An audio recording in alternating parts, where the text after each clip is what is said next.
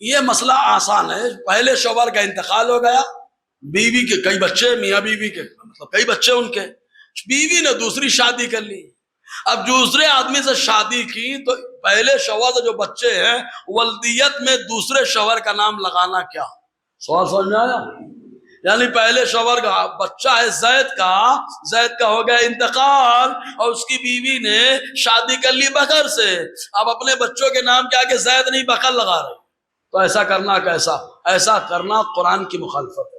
اللہ تعالیٰ فرماتا عدوہم الی آبائہم, بچوں کو ان کے والد کے نام سے پکارو. بولو یار.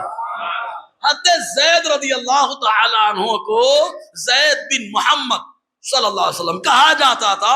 جب یہ سورہ احزاب کی آیت نازل ہوئی کہ بچوں کو ان کے باپ کے نام سے پکارا جائے تو ان کو زید بن محمد نہیں زید بن حارثہ کہا جانے لگا.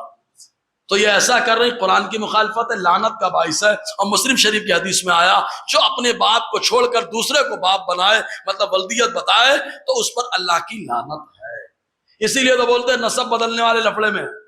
میں اکثر مدرسے میں ہمارے سید صاحب ہیں, بولو سید صاحب آپ لوگ اپنا نسب سنبھالو بھائی, ہم لوگ کو ٹینشن نہیں ہے, ہم لوگ ایمان والے, ہمارے لیے یہی کافی ہے. بولو نا یار, ہے نا, ٹینشن نہیں بس.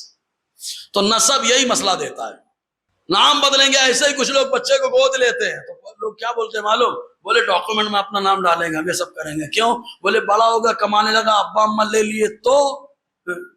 ابے گناہ کرو گے تو ابا اماں کیا شیطان لے جائے گا.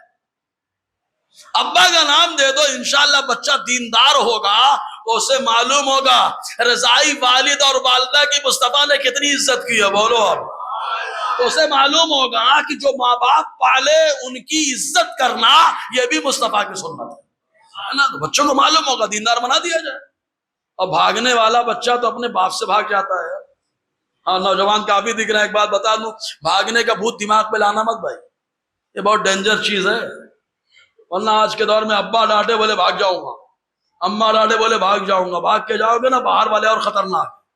کسی غلط آدمی کے ہاتھ میں چڑھ گئے تو بھیک منگوائیں گے ہاتھ پاؤں کاٹ کر, الٹے سیدھے کام کروائیں گے.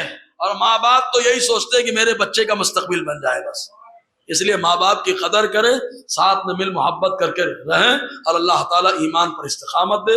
دوران گفتگو غیر شرعی کلمات نکلے ہوں تو استغفر اللہ رب اشهد ان لا اله الا الله واشهد ان محمدا عبده ورسوله.